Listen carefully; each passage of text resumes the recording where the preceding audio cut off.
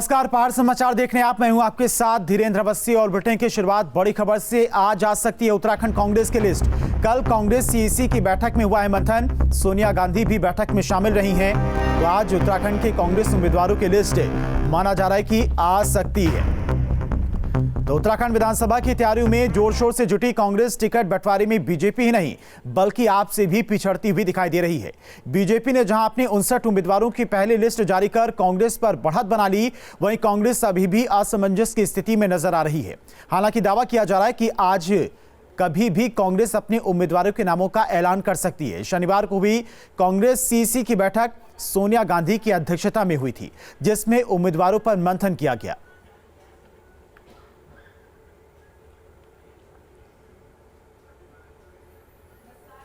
और दिल्ली में पूर्व सीएम हरीश रावत ने बताया कि कांग्रेस की सीईसी की बैठक में ज्यादातर सीटों पर नाम तय हो चुके हैं, कुछ सीटों पर चर्चा बाकी है। हरीश रावत के मुताबिक जल्द ही कांग्रेस अपनी लिस्ट जारी करेगी। लगभग सभी कैंडिडेट फाइनलाइज होंगे। 70 में से 70 से? हाँ, 70 में से 70। 3-4 जगह जो है टेक्निकली हम जो है जरा सा will take little bit longer, strategical calculation से बाकी डिक्लेयर किसी समय भी डिक्लेयर हो जाए। कब तक एक्सपेक्ट कर सकते हैं सर? जैसे मेरी समझ से जो स्क्रीनिंग कमेटी का पार्ट है या पीसीसी का पार्ट है वो तो पूरा हो गया है, तो किसी समय भी वो कांग्रेस प्रेसिडेंट के अप्रूवल के लिए। और पूर्व सीएम हरीश रावत के बेटे वीरेंद्र रावत भी कांग्रेस हाईकमान से टिकट चाहते हैं। इस मौके पर दिल्ली संवाददाता ने बात की। बातचीत में क्या कुछ निकला है वो आपको दिखाते हैं। सीईसी की बैठक में सबको उम्मीदें हैं कि उसे टिकट मिले, लेकिन आपको कितनी उम्मीदें? जितनी सबको उम्मीद है उतनी मुझे भी है। मैं भी एक कांग्रेस का कार्यकर्ता हूं और लगभग 20-25 वर्षों से कांग्रेस के लिए मेहनत कर रहा हूं। कांग्रेस को आगे बढ़ाने का मैं थोड़ा बहुत मेरा भी योगदान है। तो एक प्रार्थना पत्र मैंने प्रार्थना किया है कि हाईकमान से कि भाई मुझे भी अवसर मिल जाए। अगर अवसर मिला तो निश्चित रूप से अच्छा रिजल्ट देने का प्रयास रहेगा। हमने आपको देखा है, आप पुराने संघर्षशील नेता रहे और उस युवा वर्ग में आप आते हैं जहाँ पे एनएसआई में आपने काम किया, यूथ कांग्रेस में आपने काम किया, मुख्य कांग्रेस में आपने काम किया। तो आपको नहीं लगता कि आप जैसे लोगों को ही बढ़ाना चाहिए, क्योंकि ये भी कहा जा रहा है कि एक परिवार से एक ही व्यक्ति को टिकट मिलेगा? देखिए, 2022 में हमको कांग्रेस की सरकार बनानी है वहाँ, और कांग्रेस की सरकार बनानी है तो जो हमारे जिताऊ कैंडिडेट्स हैं, जो एक मानक भी रखा गया है कि जो भी जिताऊ होगा चाहे वो किसी भी परिवार से हो, अगर वो कई वर्षों से कांग्रेस से जुड़ा है, काम कर रहा है, तो निश्चित तौर पर उसको मौका दिया जा सकता है। तो देखिए, ऐसे ही अगर युवाओं को पार्टी टिकट देती तो निश्चित तौर पे एक नई लीडरशिप भी बनती है, क्योंकि उत्तराखंड के भीतर ये कहा जाता है हमेशा कि एक नई लीडरशिप राहुल गांधी भी बनाना चाहते हैं। जिस तरीके से पूरे देश भर में राहुल गांधी और प्रियंका गांधी, चाहे उत्तर प्रदेश या उत्तराखंड या दूसरे राज्यों के बारे में बात कर, हमेशा हर मोर्चे पर वो कहते हैं कि हम एक नई लीडरशिप बनाना चाहते हैं। तो ऐसे लोगों को अगर टिकट दिया जाएगा तो निश्चित तौर पर उत्तराखंड के भीतर एक नई लीडरशिप भी बनती हुई दिखाई देगी। और कांग्रेस ने भले ही प्रत्याशियों के नाम का ऐलान अभी नहीं किया हो, मगर चुनाव प्रचार के लिहाज से पार्टी ने तैयारियां तेज कर दी हैं। डिजिटल माध्यम से प्रचार को लेकर कांग्रेस हल्द्वानी में कंट्रोल रूम बनाने जा रही है और आने वाले दिनों में 70 विधानसभा सीटों में भी कंट्रोल रूम बनाने की योजना बन रही है। वहीं कांग्रेस की डिजिटल तैयारी पर एसपी ने निशाना साधा है। ये जो है वो ऑलरेडी स्टार्ट हो चुका है। देहरादून में कंट्रोल रूम सेटअप हो चुकी है और अभी हल्द्वानी में भी कंट्रोल रूम सेटअप हो रही है। इसके अलावा हर एक पार्लियामेंट्री क्षेत्र में भी एक कंट्रोल रूम सेटअप हो रहा है और उसके एडिशन में 70 असेंबलीज़ में हमारे 70 कंट्रोल रूम सेटअप हो रहे हैं। हमारे वर्चुअल स्टूडियोज़ देहरादून में और एक वर्चुअल स्टूडियो हल्द्वानी में भी सेटअप हो रही है। बाजारों में घूमने वाली बात मैं वही करूंगा कि चुनाव से 3 दिन पहले इनका टिकट डिक्लेयर होगा कि कौन प्रत्याशी मैदान में आ रहा है। 5.5 साल, पौने 5 साल ये लोग शहर से गायब रहते हैं। टिकट मिलेगा तो जनता के बीच में जाएंगे, जीत गए तो बाहर हैं, हारा हुआ तो आता ही नहीं है कि अगली बार में ये मिले ना मिले। तो मैं 5 साल से जनता के बीच में हूँ। मुझे कोई वर्चुअल रैली नहीं करनी। मुझे जनता से, जो मैंने जनता के बीच में लोगों के काम किए हैं, घर घर जाके मैं लोगों से ज़रूर ये बात करूँगा कि मैं अगर आपके बीच में रहूँ, मैंने अगर आपके साथ कहीं नहीं छोड़ा है, तो मैं इस बार मुझे आप लोगों का साथ चाहिए। और बड़ी खबर आपको बता दी, प्रचार पर पाबंदियों को लेकर आज चुनाव आयोग की अहम बैठक है। रैली और रोड शो पर लगाई गई थी रोक। कोरोना को लेकर लिया गया था फैसला। पाबंदियों में राहत मिलने के आसार दिखाई दे रहे हैं। तो कोरोना के बढ़ते मामलों के लेकर इलेक्शन कमीशन की तरफ से रोड शो और रैलियों पर रोक लगाई गई थी। आज दिल्ली में बैठक है और इस बैठक पर सबकी निगाहें रहेंगी। कोरोना संकट के बीच यूपी, उत्तराखंड समेत 5 राज्यों में विधानसभा चुनाव का बिगुल बज चुका है। कोरोना संकट के बीच सुरक्षित चुनाव कराने के लिए चुनाव आयोग ने रैलियों और रोड शो पर पाबंदी लगा दी थी, जिसको लेकर आज सुबह करीब 11 बजे चुनाव आयोग समीक्षा करेगा। साथ ही कोविड और वैक्सीनेशन को लेकर भी मंथन करेगा।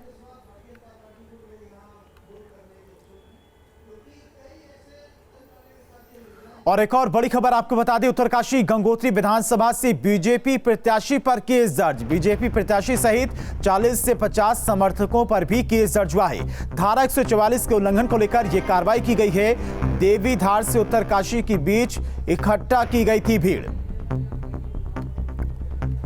तो बड़ी खबर, उत्तरकाशी गंगोत्री विधानसभा से बीजेपी प्रत्याशी पर केस दर्ज किया गया है। धारा 144 के उल्लंघन का आरोप लगा है और बीजेपी प्रत्याशी सहित उनके 40 से 50 समर्थकों पर भी केस दर्ज किया गया है।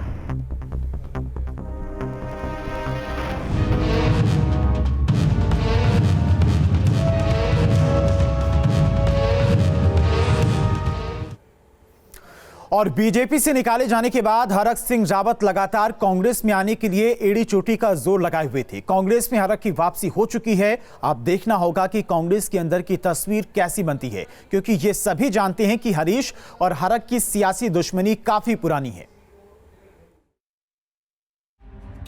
पहाड़ पॉलिटिक्स में हरीश रावत के सियासी दुश्मन माने जाने वाले हरक सिंह रावत की आखिरकार कांग्रेस में एंट्री हो गई। एंट्री हुई तो पार्टी के एक खेमे ने खूब जश्न मनाया।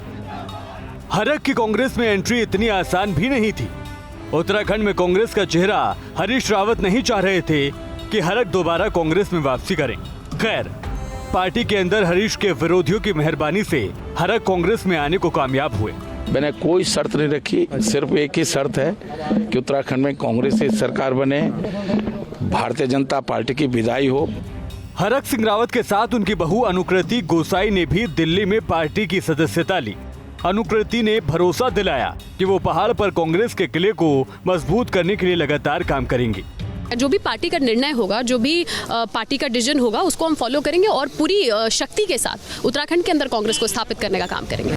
2016 का वो दिन शायद ही हरीश कभी भूल पाएं, जब हरक ने 9 साथियों के साथ हरीश की कुर्सी खींच ली थी। अब देखना होगा कि हरक की वापसी से कांग्रेस में सियासी संतुलन का कौन सा फॉर्मूला अपनाया जाता है। Team news state.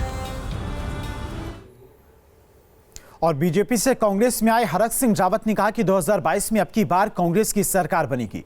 Congress join करने के बाद हरक सिंह रावत ने न्यूज़ स्टेट से बातचीत की। क्या कुछ कहा है, आपको सुनाते हैं। मेरे साथ हरक सिंह रावत हैं, खास बातचीत करने के लिए। अभी आपने कांग्रेस ज्वाइन कर लिया है, क्या कहेंगे, किन नेताओं की उपस्थिति में आपने कांग्रेस ज्वाइन किया? पूरे अपने पार्टी के पूरे माननीय प्रियंका गांधी से लेकर अपने राष्ट्रीय सभी नेता, माननीय हरीश राव जी, प्रदेश अध्यक्ष जी, प्रीतम जी, प्रभारी जी, सह प्रभारी जी और सभी माननीय वेणुगोपाल जी, सभी की मौजूदगी में आज मैंने विधिवत रूप से कांग्रेस परिवार का एक सदस्य के रूप में सम्मिलित हुआ हूँ। माननीय सोनिया गांधी, राहुल गांधी, प्रियंका गांधी, सबके आशीर्वाद से आज मैं कांग्रेस परिवार का सदस्य बना हूँ। मेरा सिर्फ एक ही लक्ष्य है, वो लक्ष्य है कि उत्तराखंड से भारतीय जनता पार्टी की विदाई हो। ज्वाइन किया, कहाँ से आप चुनाव लड़ेंगे? आपकी बहू कहाँ से चुनाव लड़ेंगे? कोई शर्त नहीं है, सिर्फ एक ही शर्त है कि सब मिलजुल कर हम प्रदेश में कांग्रेस की सरकार लाएं, प्रदेश में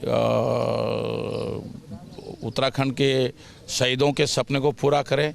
आज अभी दो उत्तराखंड राज्य, दो कोदा झंगोरा खाएंगे, उत्तराखंड बनाएंगे, उस नारे को पूरा करें और भाजपा की विदाई हरक सिंह रावत की हरीश राव जी से बनी नहीं है, तो ऐसे में आज कैसे उन्होंने स्वीकार किया है? क्या बातचीत हुई आपकी हुई आज? बहुत अच्छी बातचीत हुई है और हरीश भाई ने दिल खोल के स्वागत किया है। हरीश भाई मेरे बड़े भाई हैं और निश्चित रूप से उनका जिस तरह का बड़ा सकारात्मक रुख रहा है। और देखिए, उस एक घटना को छोड़ दिया जाए तो उसके बाद वो हमारे परिवार का कोई भी फंक्शन हुआ है वो 3-3 घंटे बड़े उनका कहना था कि बिना माफ़ी के स्वीकार नहीं करेंगे। देखिए इससे बड़ी माफ़ी क्या हो सकती है। देखिए मैंने अपनी गलती उस घटना के लिए, जिस घटना में मैंने जो एक दुर्भाग्यपूर्ण घटना थी, सॉरी कहा कि नहीं आपने?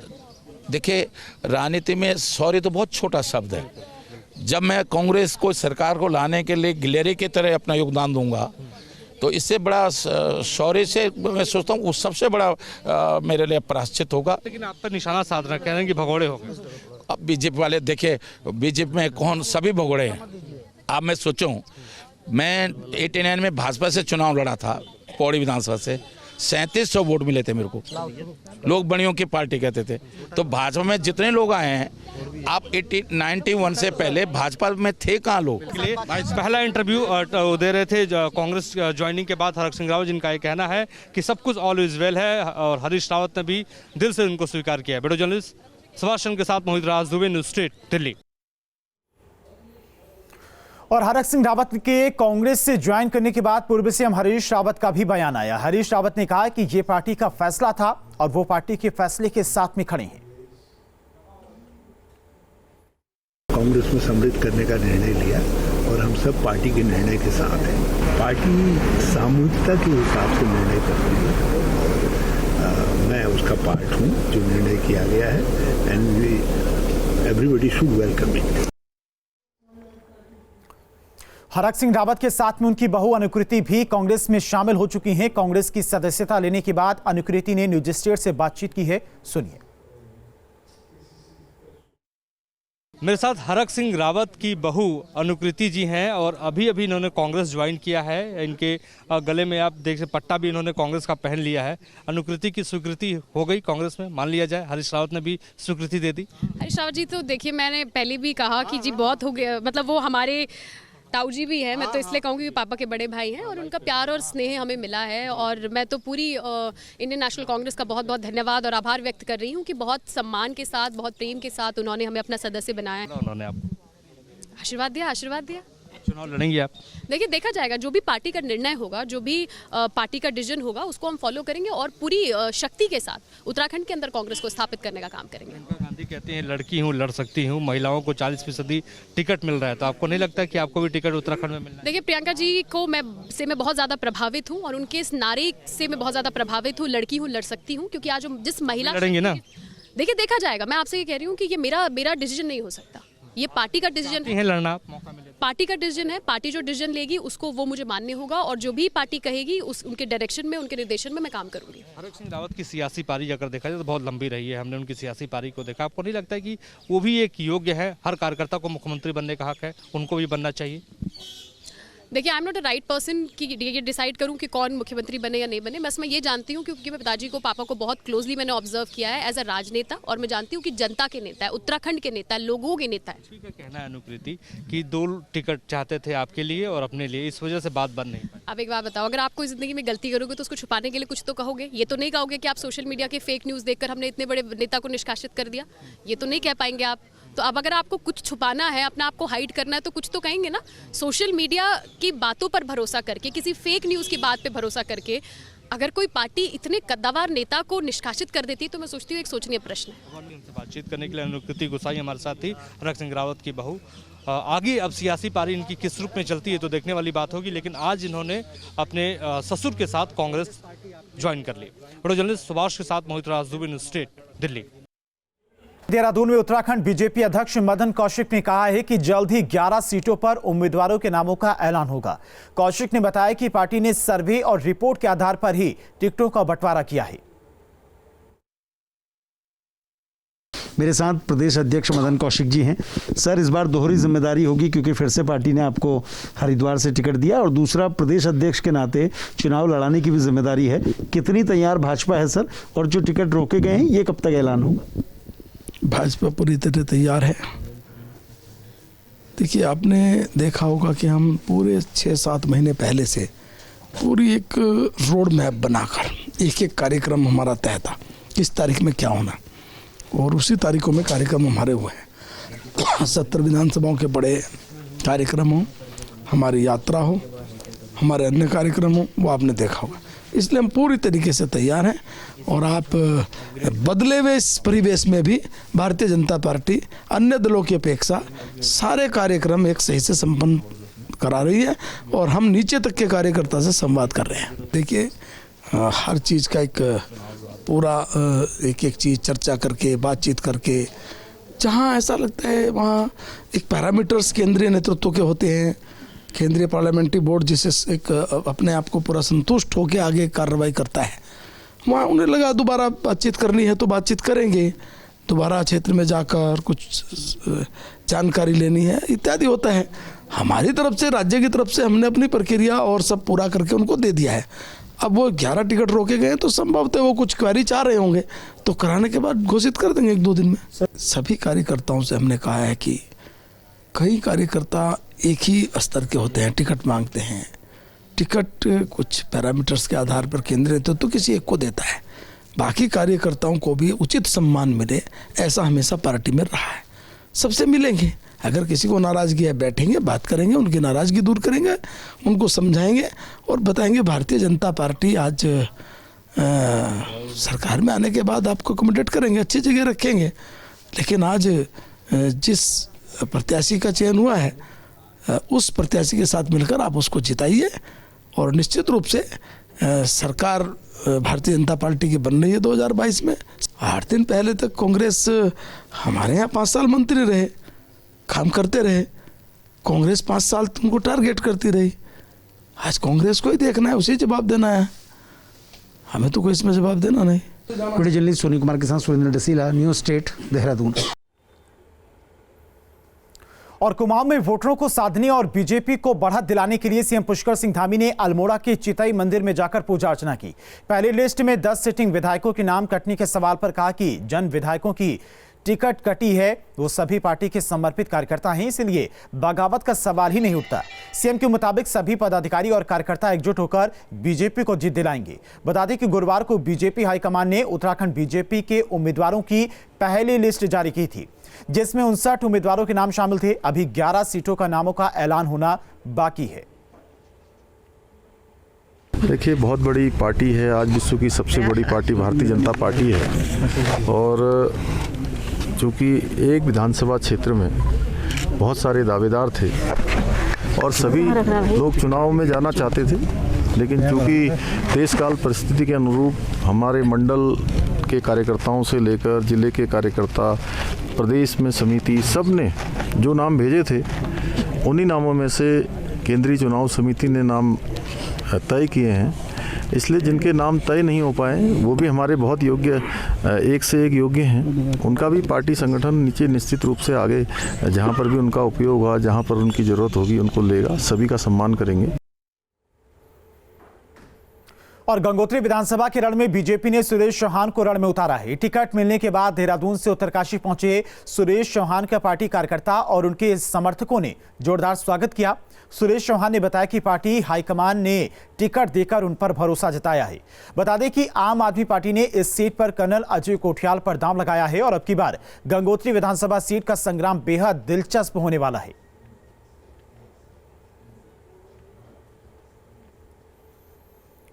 और उत्तराखंड की रुद्रपुर विधानसभा सीट पर बीजेपी ने अभी अपना प्रत्याशी घोषित नहीं किया है। कयास लगाए जा रहे हैं कि बीजेपी इस बार किसी नए चेहरे को चुनावी मैदान में उतार सकती है।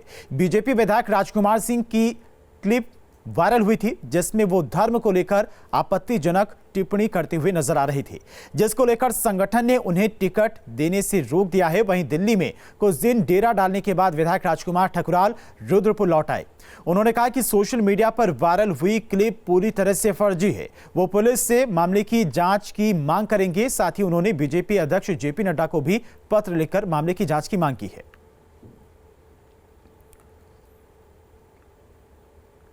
और फिलहाल इन्हीं खबरों के साथ पहाड़ समाचार में इतना ही। देखते रहिए न्यूज़ स्टेट।